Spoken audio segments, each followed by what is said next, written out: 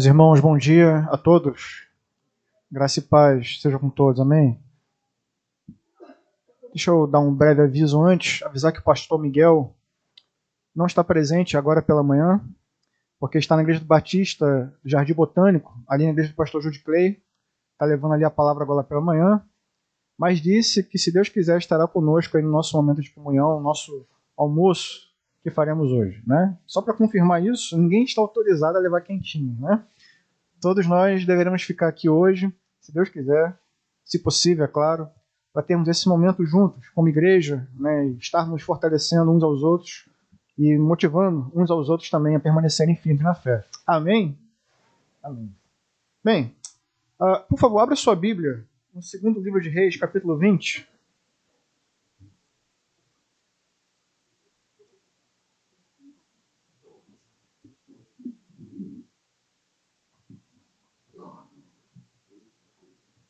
Hoje nós continuaremos vendo uma parte, né, da história do rei Ezequias.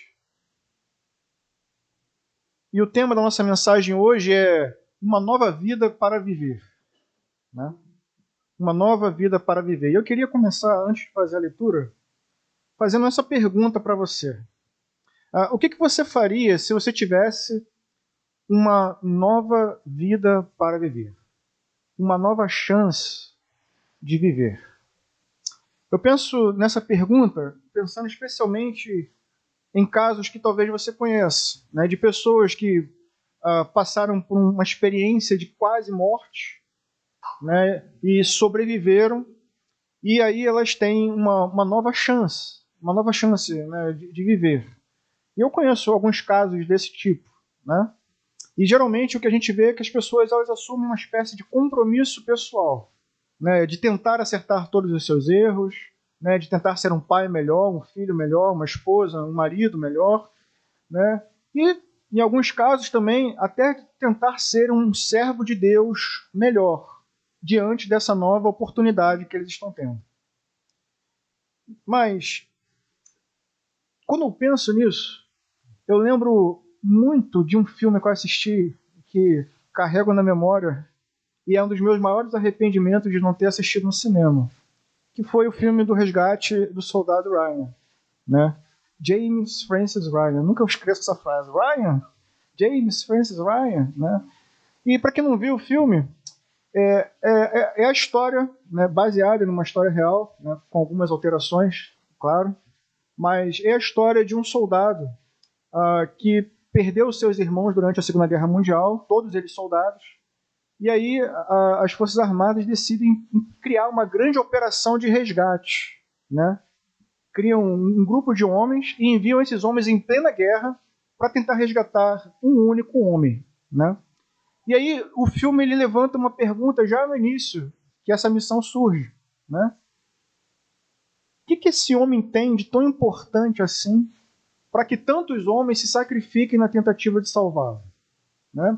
E à medida que o filme vai se desenvolvendo, a pergunta começa a tomar outras proporções, porque aqueles homens que receberam a missão de resgatá-lo começam a morrer durante a batalha. E aí surge uma outra pergunta, né? Depois que eles encontram o tal do Ryan, será que valeu a pena? Será que esse Ryan é realmente um homem digno pelo qual se vale a pena morrer? Né?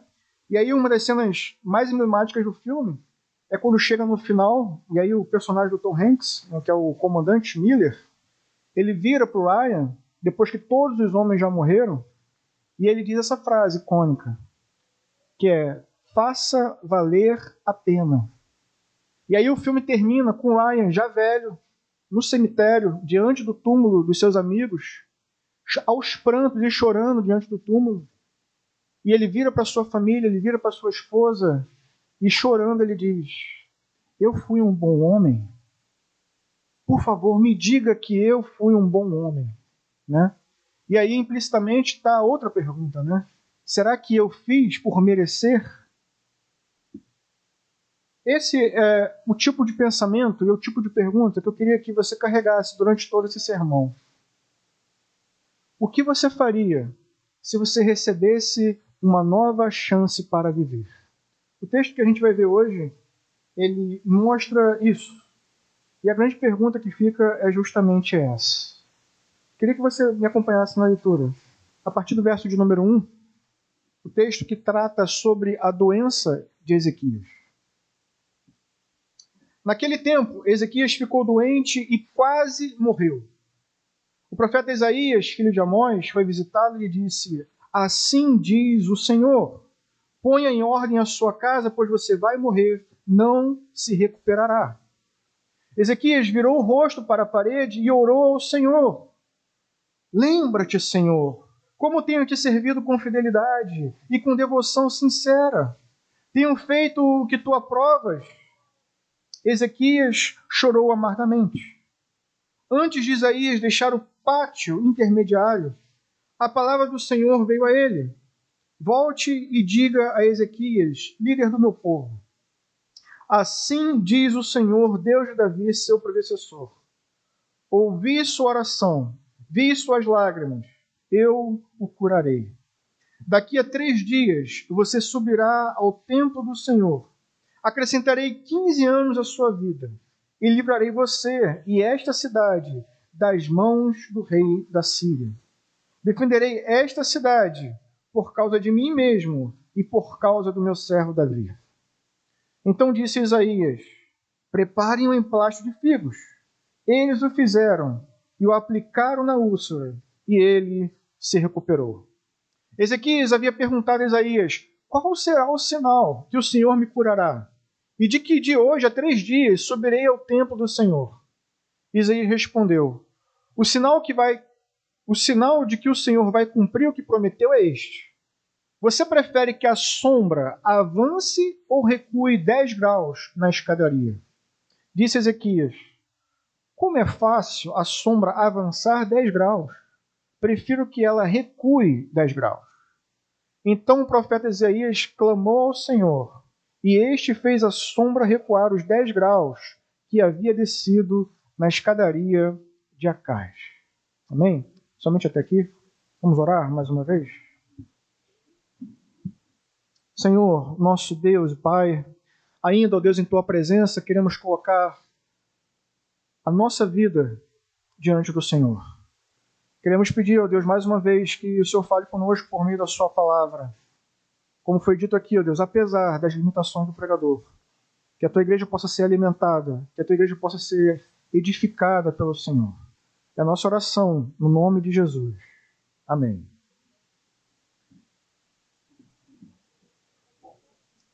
Irmãos, o texto, no capítulo 20, que nós acabamos de ler, ele, na verdade, apresenta um divisor de águas na história da vida de Ezequias. Ele apresenta a vida de Ezequias antes da doença e, como nós veremos, apresenta também a vida de Ezequias depois da doença. E a gente precisa entender, antes de desenvolver o texto, que essa história, embora ela esteja no final da história de Ezequias, no capítulo 20, ela não está obedecendo uma ordem cronológica. Ela está aqui no final da história por um outro motivo e a gente vai entender isso até o final. Muito provavelmente, a história do capítulo 20 aconteceu durante a invasão de Senaqueribe. Né? Então, a gente precisa rapidamente lembrar algumas coisas sobre Ezequias. A primeira coisa que a gente precisa lembrar é que a Escritura diz que Ezequias foi um bom rei, que fez o que era reto diante do Senhor. E aí, logo em seguida, a Escritura apresenta para a gente várias coisas que Ezequias fez. Ezequias foi, em primeiro lugar, um grande reformador religioso dos seus dias. Ele reformou o templo, ele fez tudo o que era necessário para restaurar o culto no templo, que já não havia mais. E ele conseguiu um feito impressionante. Depois de anos de reino do norte e reino do sul, depois de anos onde as pessoas estavam separadas em 2 reinos, Ezequias conseguiu juntar pessoas do norte e do sul em um grande culto de celebração a Deus. Ele mandou cartas chamando aqueles remanescentes que foram deixados para trás. Ele mandou cartas chamando eles ao arrependimento. E muitos deles ouviram e foram até Jerusalém para cultuar a Deus em um grande culto de celebração de Páscoa. Portanto, Ezequias, a gente precisa lembrar disso, ele foi um grande reformador religioso, se não o maior reformador religioso do reino de Judá. Mas isso não é tudo. Além de ele ter sido um grande reformador religioso, ele também foi um grande libertador da nação. A gente precisa lembrar disso. O Império Assírio veio e levou o Reino do Norte para o cativeiro. Alguns anos depois, esse mesmo império estava às portas do Reino do Sul. E por meio de Ezequias, a nação foi liberta dessa opressão. Então, olha que interessante. A gente tem um rei que é da linhagem de Davi, que promoveu uma grande reforma religiosa e promoveu uma grande libertação política da nação. É possível até que alguém tenha pensado que ele fosse o Cristo, que ele fosse o Messias. Porque olhando apenas para essas coisas, ele preenche os requisitos. Mas o capítulo 20 está aqui para nos lembrar que não. Embora Ezequias tenha acertado em muitas coisas, ele não foi um rei perfeito. O capítulo 20, irmãos, começa mostrando que Ezequias, em algum momento dessa invasão, ele foi acometido de uma doença. O texto diz no versículo 1 que era uma doença tão grave que o profeta Isaías tirou dele qualquer esperança de recuperação. A gente não sabe qual era a doença, mas isso fica muito claro. Basta a gente olhar as palavras do profeta Isaías. Basicamente, o que ele diz é: não tem o que ser feito, você vai morrer. A única coisa que você pode fazer é se preparar para a morte. É isso que Isaías diz. Põe em ordem a sua casa, pois você vai morrer. Não se recuperará. Eu imagino, irmãos, que essas não eram as palavras que Ezequias queria ouvir. Imagine você, uma pessoa que está doente, está no seu leito de morte, e aí ela recebe a visita de um homem de Deus. Ela espera ouvir qualquer coisa. Ela espera ouvir que ela vai ficar boa, que ela vai ser curada. Ela espera ouvir que vai ter sua recuperação plena. Mas não foi isso que Isaías disse, foi justamente o contrário. Ele disse: certamente você vai morrer, ajeita as tuas coisas, porque não tem jeito. E aí o texto continua e nos mostra a atitude de Ezequias. Uma atitude impressionante. O homem de Deus disse que ele vai morrer, mas ainda assim ele vira e começa a orar a Deus, pedindo por uma recuperação. E isso levanta uma pergunta importante para a gente. Uma pergunta teológica, mas uma pergunta que tem implicações práticas para todos nós. Será que a nossa oração pode mudar a mente de Deus? É uma pergunta que a gente precisa fazer, especialmente hoje, que estivemos reunidos aqui no culto de oração. Um homem de Deus disse que ele vai morrer, e ele continua orando, pedindo por cura. Aí surge a pergunta: será que a nossa oração pode mudar a mente de Deus? E a resposta, irmãos, é claro que não. A nossa oração, ela não pode mudar a mente de Deus. Por quê? Porque o nosso Deus é perfeitamente sábio, justo, bom, não varia, não há nele variação alguma, diz as Escrituras. E ele é imutável em sua sabedoria. Deus não erra e por isso não existe essa brecha de ter que mudar ou se arrepender como nós nos arrependemos. Nós cometemos erros, nos arrependemos, mas isso de forma alguma acontece com Deus, porque ele é imutável e perfeito em sua sabedoria. Portanto, a oração não pode mudar a mente de Deus, mas certamente a oração pode mudar as coisas. Porque esse Deus, que é imutável em sua sabedoria, é também um Deus soberano. E soberanamente Deus decretou não apenas as coisas que iriam acontecer, mas decretou também a forma como as coisas iriam acontecer. E ele decretou que muitas dessas coisas aconteceriam por meio da oração. Foi assim que ele estabeleceu. Então, o que Ezequias faz aqui não é um ato de loucura. Com certeza é um ato de um homem desesperado. Mas não é um ato de loucura. Ezequias, nesse momento, irmãos, ele está recorrendo a única pessoa que realmente tem poder para mudar as circunstâncias. O texto do versículo 2 diz: Ezequias virou o rosto para a parede e orou ao Senhor. Mas isso não é tudo. Os versículos 5 e 6 dizem que Deus ouviu a oração, viu as lágrimas e decidiu agir em favor de Ezequias. Isso é impressionante. Não temos apenas um Deus que nos criou, mas um Deus que está aí, e como disse Schaeffer, um Deus que intervém. Um Deus que não apenas criou e nos jogou na história, não. Um Deus que está aí e que intervém na nossa história. E o texto mostra isso. Um Deus que se importa, que tem poder para agir, que vê as nossas lágrimas, que ouve as nossas orações e, de acordo com a sua vontade, que sempre é boa, perfeita e agradável, ele age. O texto mostra isso. Olha o que diz o versículo 5. Volte e diga a Ezequias, líder do meu povo, assim diz o Senhor, Deus de Davi, seu predecessor. Ouvi a sua oração, vi as suas lágrimas, eu o curarei.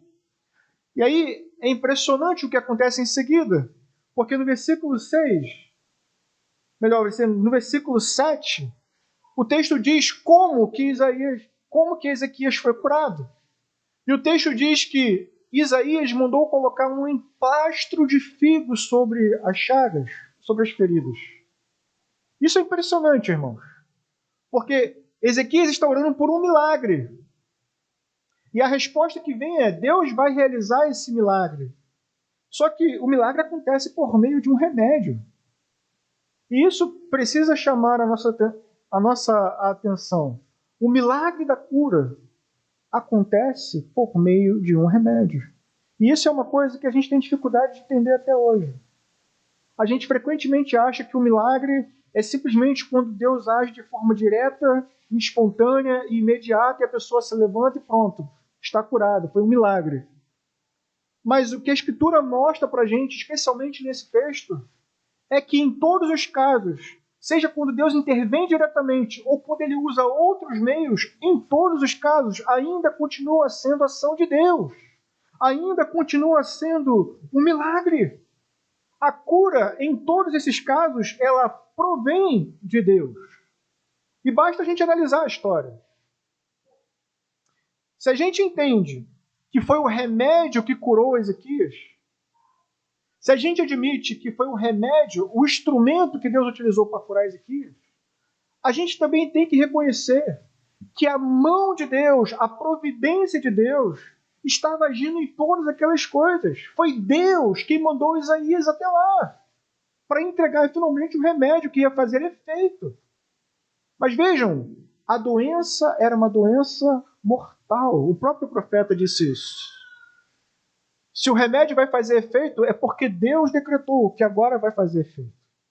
Em todos os casos, a gente precisa entender: a cura provém de Deus. A cura foi um milagre operado por Deus através de meios que Deus estabeleceu: a oração e o remédio. O problema é que às vezes a gente vai aos médicos, mas a gente não dobra os joelhos. É verdade? A gente tem um exemplo do rei Asa, que foi aos médicos, mas em nenhum momento considerou a possibilidade de consultar o Senhor. Isso é uma coisa que a gente precisa pensar. É uma coisa triste que o povo de Deus tenha um Deus tão poderoso e tão interessado em nós, e ainda assim sejamos um povo que tenhamos dificuldade de nos colocarmos diante de Deus, na presença de Deus, para fazer aquilo que as Escrituras nos recomenda, como está lá em Filipenses capítulo 4. A gente mergulha, por exemplo, em crise de ansiedade, mas a Escritura diz: vamos lá, apresentem as suas preocupações, os seus medos, as suas ansiedades diante de Deus, com súplicas, com ações de graças. A recomendação da Bíblia está ali. Mas a gente muitas vezes insiste em tentar resolver as coisas do nosso jeito, com as nossas próprias forças, quando podemos ir àquele que tem todo o poder e que está plenamente interessado em todas as nossas situações. Ezequias orou, mas também usou o remédio. O contrário também é verdade, né? Aqueles que têm pais como eu, os meus mais velhos, sabem a dificuldade que é de fazer um velhinho tomar um remédio. Mas as duas coisas Deus utiliza. É Deus que dá sabedoria aos médicos para receitar o remédio certo e para produzir o remédio certo. As duas coisas. Oração e remédio. Deus usa as duas coisas para operar um milagre na vida de Ezequias. Mas eu acho que Ezequias, irmãos, tinha a mesma dificuldade que a gente. E a prova disso é que ele pede um sinal. E ele pede um sinal simples. Ele pede um sinal simples de entender, mas extremamente difícil de se realizar. O texto diz, irmãos, que ele pediu para que a sombra do sol que estava sendo projetada sobre a escada recuasse. E aí, eu não sei se vocês já pararam para pensar no quão complexo isso é. Porque a gente sabe, por exemplo, que a sombra, a grosso modo, ela é produzida pelo feito de rotação da Terra ao redor do Sol. Mas o que Ezequias está pedindo é para que a sombra volte, né? Que a sombra faça um movimento antinatural, né? Para que ela regrida. Né? Havia uma escada chamada escada de Acás. Essa sombra estava sendo projetada sobre a escada, pelo que eu entendo, já estava ocupando quase que toda a escada, e ele pede para que essa sombra volte. E vamos lá, embora isso chame muita atenção, eu queria que você entendesse uma coisa. Em primeiro lugar, o texto não está preocupado em nos explicar como isso acontece. Esse não é o foco do texto. E Deus pode ter operado esse milagre de diversas formas, inclusive mexendo talvez somente na refração da luz. Mas como diz Warren Wiersbe, Deus não explica os seus milagres e não é prudente a gente tentar fazê-lo. Agora vejam, o foco do texto não é falar disso. O foco do texto é nos mostrar que esse grande sinal que Ezequias pediu foi uma evidência de que de fato foi Deus que estava curando ele. E isso é interessante. Ezequias não pede um sinal porque ele duvida de Deus. Ezequias não pede um sinal. Qual foi a conduta de Ezequias? Ouça o que o texto diz. Mas Ezequias tornou-se orgulhoso e não correspondeu à bondade que foi tratado. Ezequias, ao invés de andar em obediência diante de Deus, ao invés de andar em gratidão diante daquilo que Deus fez por ele, ele se torna um homem orgulhoso, um homem de coração duro, e não corresponde de maneira adequada àquilo que Deus fez por ele. O nosso texto exemplifica isso. Ainda não falei certo. Mas ele nos fornece um bom exemplo disso, da conduta de Ezequias. Eu queria ler com você a partir do verso 12, aqui em 2 Reis. Olha o que o texto diz. Naquela época, o rei da Babilônia, Merodach-Baladã, filho de Baladã, enviou cartas e um presente para Ezequias, pois soube da sua doença. Ezequias recebeu em audiência os mensageiros e mostrou-lhes tudo o que havia em seus armazéns: a prata, o ouro, as especiarias e o azeite finíssimo, o seu arsenal e tudo o que havia em seus tesouros. Não houve nada em seu palácio ou em seu reino que Ezequias não lhe mostrasse. Então o profeta Isaías foi ao rei Ezequias e lhe perguntou: o que esses homens disseram? De onde vieram? Ezequias respondeu: de uma terra distante.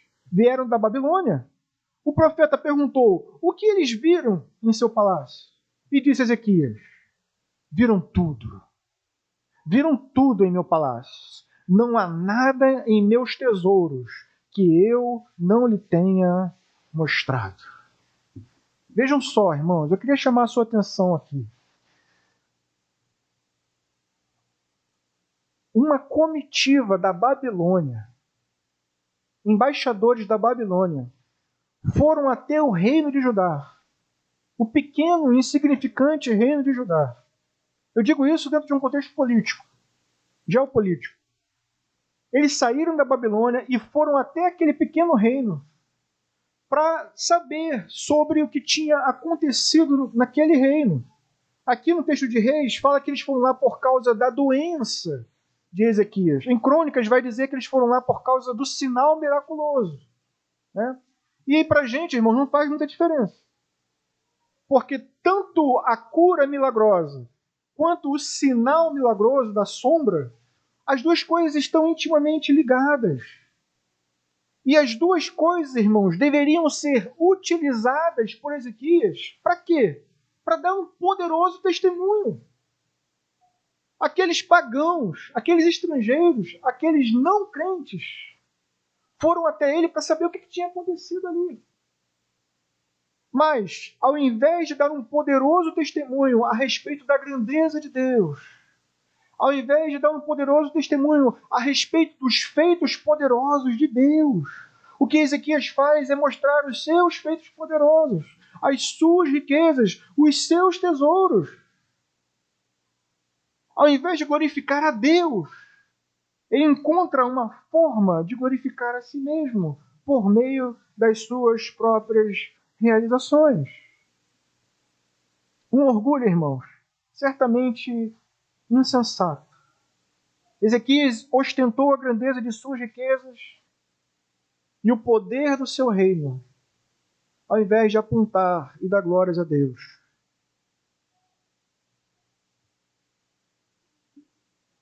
O coração de Ezequias foi exposto, e vejam só, irmãos, não era um coração que estava submisso à vontade de Deus, não era um coração obediente à vontade de Deus, era um coração orgulhoso, vaidoso e endurecido. E é impressionante. A gente olha assim, caramba, como assim ele fez isso? Mas a verdade é que muitas vezes, e não raramente, a gente se coloca nessa mesma condição. De achar que somos alguma coisa. De achar que conquistamos. De achar que somos mais dignos do que outros. Quando, na verdade, a Escritura vai dizer que tudo que nós temos, recebemos de Deus. Todo dom, todo talento, tudo que conquistamos, tudo isso não vem de nós. Vem de Deus. Então, como é que pode a gente se envaidecer com coisas que não fomos nós que fizemos? Veja a história de Ezequias. Todos os seus feitos, todos os seus grandes feitos, só foram realizados e só foram bem-sucedidos porque a mão poderosa de Deus estava agindo na história da nação, na vida dele também. Então, em primeiro lugar, graças a Deus, porque somos instrumentos em suas mãos, vasos de barro, homens com pés de barro. A história de Ezequias lembra isso pra gente. Até mesmo o melhor homem entre nós ainda é apenas um homem. Até mesmo o rei mais poderoso treme diante da morte. É isso o que a história de Ezequias mostra. Mas vejam esse homem, o texto, vejam a conduta dele em seguida. Depois de que o seu pecado foi denunciado, preste atenção nisso. Ele cometeu um erro. Deus enviou um profeta para denunciar o erro. Agora vejam como é que ele reage. Olha o que o profeta diz no verso 17. Um dia, tudo o que se encontra em seu palácio, bem como tudo o que os seus antepassados acumularam até hoje, será levado para a Babilônia. Nada restará. Alguns dos seus próprios descendentes serão levados, e eles se tornarão eunucos no palácio do rei. Eu acho que todos nós entendemos aqui que as palavras de Isaías não são palavras de bênção, são palavras de condenação, são palavras duras. Tudo que foi acumulado, todo esse tesouro de que você se orgulha, tudo isso vai ser levado. Os seus descendentes serão levados e serão levados para a Babilônia. Agora vejam a reação de Ezequias. Respondeu Ezequias ao profeta, verso 19. Boa é essa palavra. Boa é a palavra do Senhor que anunciaste. E ele diz isso, diz o texto, porque ele entendeu que durante a sua vida haveria paz e segurança. Em outras palavras, não vai acontecer comigo? Tudo certo. Essa é a resposta de Ezequias. E é impressionante, mais uma vez, também não é raro, que muitas das vezes, quando ouvimos uma pregação que fala contra nós, a gente procede da mesma maneira. A gente pega a pregação e fatia ela naquilo que nos convém e naquilo que não nos convém. Aquilo que queremos aceitar porque é bom e aquilo que conflita o nosso coração, que denuncia a nossa conduta, a gente rejeita como se não fosse palavra de Deus. Simplesmente porque é uma palavra dura. Agora vejam só, o propósito de Deus aqui é um propósito nobre. Satanás, ele nos tenta a fim de nos derrubar, mas Deus nos prova a fim de que as nossas falhas sejam expostas e que, uma vez expostas, elas possam ser tratadas e saradas. Por isso, provação e não tentação. O que Deus faz aqui, e o texto de Crônicas deixa isso muito claro, quando a comitiva chega, Deus põe Ezequias à prova. E diz o texto, para saber o que havia em seu coração. Se eu não me engano, é 2 Crônicas 32, 31. Deus põe ele à prova para saber o que havia no seu coração. E não é que Deus não sabia, porque Deus é onisciente. O que Deus quer fazer é expor, tornar evidente o que estava no íntimo, especialmente para Ezequias. Porque uma vez que ele contemple a sua própria mazela, então há esperança de quê? De arrependimento, de conversão. Mas isso não acontece quando a gente pega a palavra de Deus e rejeita quando ela vai de encontro ao nosso coração. Ele diz, isso aqui é bom. Ele ignora todo o juízo que foi anunciado e fica apenas com aquilo que convém. Tome cuidado para você também não agir dessa forma. Chegar na casa de Deus, ouvir a palavra de Deus e fatiar ela. Como se isso fosse um cardápio que você pode escolher aquilo que você quer ouvir e aquilo que você não quer ouvir. A palavra de Deus é toda inspirada, toda soprada pelo Espírito de Deus. E toda ela é útil para repreender, para exortar, a fim de que todos nós sejamos perfeitamente aptos para toda boa obra. É isso que diz a Escritura.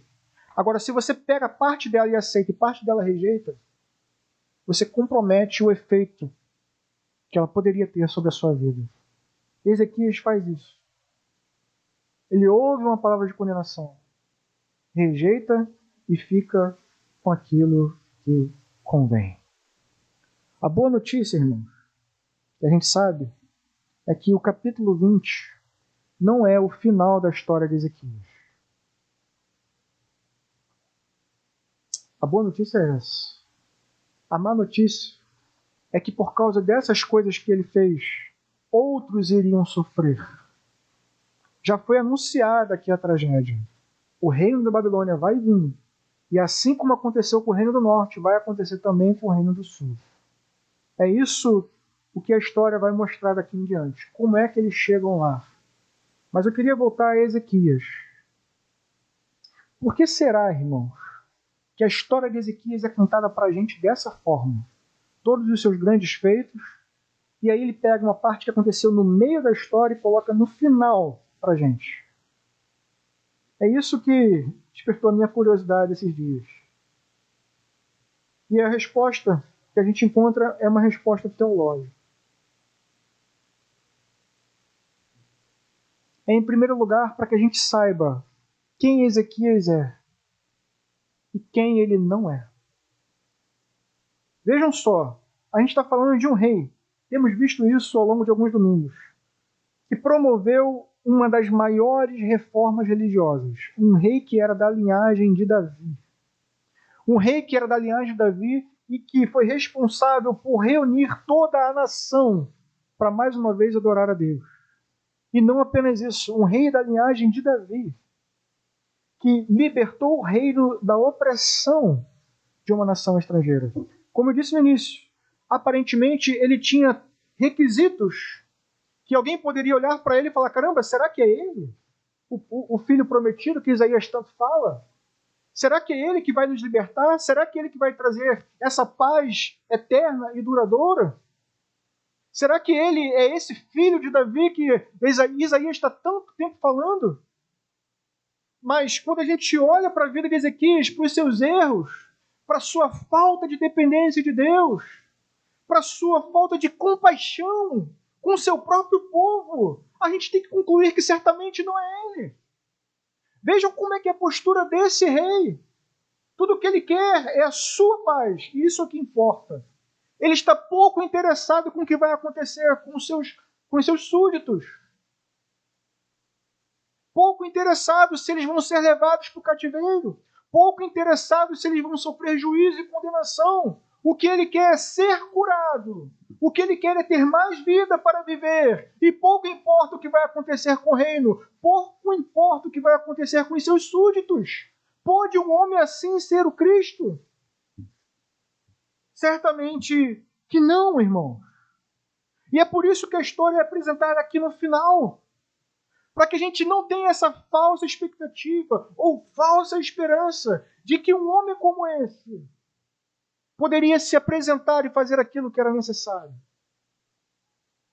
Morrer para salvar uma nação inteira.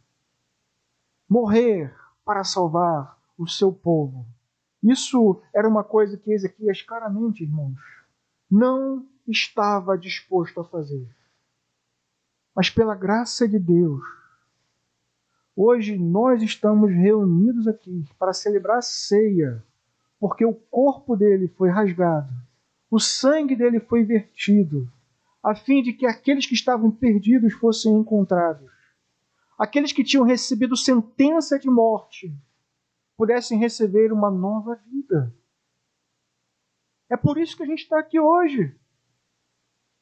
Para celebrar aquele que, embora sendo Deus, diz a Escritura, se esvaziou da sua glória, assumiu a forma de servo. Não vejo Ezequias fazendo isso, mas Jesus fez.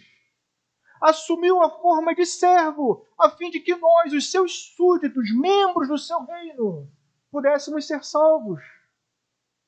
Ele morreu, levou sobre si as nossas dores e enfermidades, a fim de que eu e você pudéssemos ser sarados. É muito diferente o contraste. Melhor, o contraste é muito grande entre esses dois homens. Temos aqui um rei que, embora tenha feito muitas coisas, estava muito longe de preencher os requisitos. Mas em nome de Cristo, olhe para a cruz e veja um rei completamente diferente. Ele se entregou por você. Ele morreu numa cruz por você. Ele se esvaziou da sua glória por você. Viveu como homem por você e experimentou coisas que não precisavam para salvar você, para te dar uma nova vida, e vida eterna, vida abundante. E aí eu volto à pergunta: você recebeu uma nova vida, assim como Ezequias recebeu? Você também recebeu uma nova vida para viver. E a grande pergunta que esse texto coloca diante de nós é: como viveremos? A grande pergunta que coloca diante de nós é: como estamos vivendo? Na ilustração que eu contei no início dessa pregação, nós vimos um homem diante do túmulo de seus amigos perguntando: será que eu tive uma vida digna? Será que eu vivi de acordo? Será que valeu a pena? E hoje nós estamos diante da cruz de Cristo. Um homem que foi perfeito por excelência, plenamente Deus, como temos aprendido, mas também plenamente homem. Um homem que se entregou por nós, que morreu por nós, que experimentou a ira de Deus por causa de nós. Tudo isso foi despejado sobre ele. E a grande pergunta é: como você tem vivido? Tem valido a pena? Tem sido uma vida que glorifica a Deus todos os dias, em todos os atos? Com as suas ações? Com as suas palavras? O seu coração é um coração reto diante de Deus? Ou será que vai ser preciso que também ele faça a mesma coisa a fim de expor as nossas imundícias? A Escritura expõe, irmãos. Não há um justo sequer. Todos pecaram. Todos estão destituídos da glória de Deus. E só podem se aproximar de Deus por meio da obra de Cristo Jesus na cruz do Calvário. Meu apelo na manhã de hoje, enquanto fazemos memória do que Cristo fez por nós, é que você possa sair daqui pensando, tendo essa meta na sua vida. Mesmo sabendo que em nós ainda habita essa carne pecaminosa. Que você possa levantar todos os dias com essa disposição no seu coração de viver uma vida que agrada a Deus, de produzir palavras que agradam a Deus, de produzir obras que glorificam a Deus e que apontam para Ele como verdadeiramente o Senhor da sua salvação. Para que no final da sua vida, pela graça, Cristo possa se alegrar por ter morrido por nós, a fim de que nós possamos ser para a glória dele.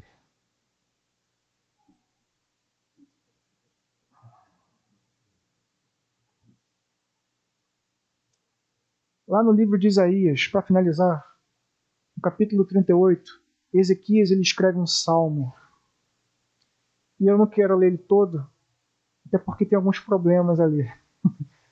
Mas eu queria ler uma parte desse salmo que ele escreve. Ele diz assim, a partir do verso 17: Foi para meu benefício que tanto sofri. Em teu amor me guardaste da cova da destruição. Lançaste para trás de ti todos os meus pecados. Pois a sepultura não pode louvar-te, a morte não pode cantar o teu louvor. Aqueles que descem a cova não podem esperar pela tua fidelidade. E olha o que ele diz: os vivos, somente os vivos, te louvam, como hoje estou fazendo. Eu termino essa pregação com essa mensagem para ressaltar o fato de que Ezequias estava até mesmo aqui um pouco equivocado. Porque o que a Escritura mostra para a gente em sua revelação gradativa é de que os mortos, aqueles que morreram com Cristo, esses ressuscitarão e viverão para sempre na presença de Deus, louvando e exaltando a esse Deus que deu a sua vida para nos salvar. Davi disse isso. Mesmo o meu corpo repousará tranquilo, porque tu não me abandonarás na sepultura.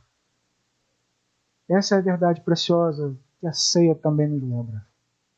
Porque ele morreu e ressuscitou, nós, os que morremos com ele, também ressuscitaremos. Amém? Vamos orar? Senhor, Deus de bondade e misericórdia, a Ti, ó Deus, seja toda honra, toda glória e todo louvor. Nós, ó Deus, somos apenas homens. Nossos pés são de barro. Somos imperfeitos e muitas das vezes nossos passos são errantes. Senhor, queremos pedir por Tua graça e misericórdia nas nossas vidas. Ó Deus, de forma que possamos viver os nossos dias em gratidão a tudo que o Senhor fez, tem feito e certamente ainda fará por nós. Não apenas nessa vida, Deus, mas também na vida que há de vir. Porque certamente reconhecemos que tudo que temos hoje vem do Senhor. Tu és o nosso grande provedor e é a Ti que clamamos todos os dias. Dai-nos o pão nosso de cada dia. E pela graça, pela Tua graça, nada nos tem faltado. E pela Tua graça, Deus, até mesmo os tesouros celestiais o Senhor tem nos concedido.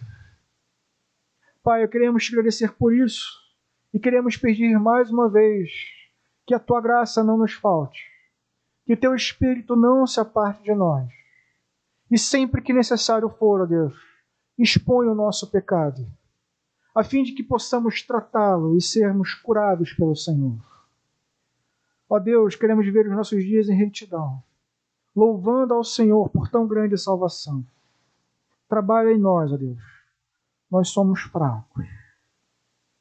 Trabalha em nós porque chegamos ao ponto, muitas das vezes, de nos orgulharmos de quem somos, quando deveríamos ter vergonha de não sermos ainda aquilo que deveríamos ser. Pai, trabalha em nossos corações, que possamos andar humildemente diante da Tua presença, sabendo que se estamos de pé é por Tua graça. Se caminhamos em retidão é por Tua graça. Se produzimos boas obras é por Tua graça. E se permanecermos firmes na fé é por Tua poderosa mão e gloriosa graça. Pai, que eu e meus irmãos, que os Teus filhos, possamos caminhar os nossos dias em Sua presença. E que Tua graça, ó Deus, seja superabundante em nossas vidas. É a nossa oração no nome de Jesus. Amém. Amém.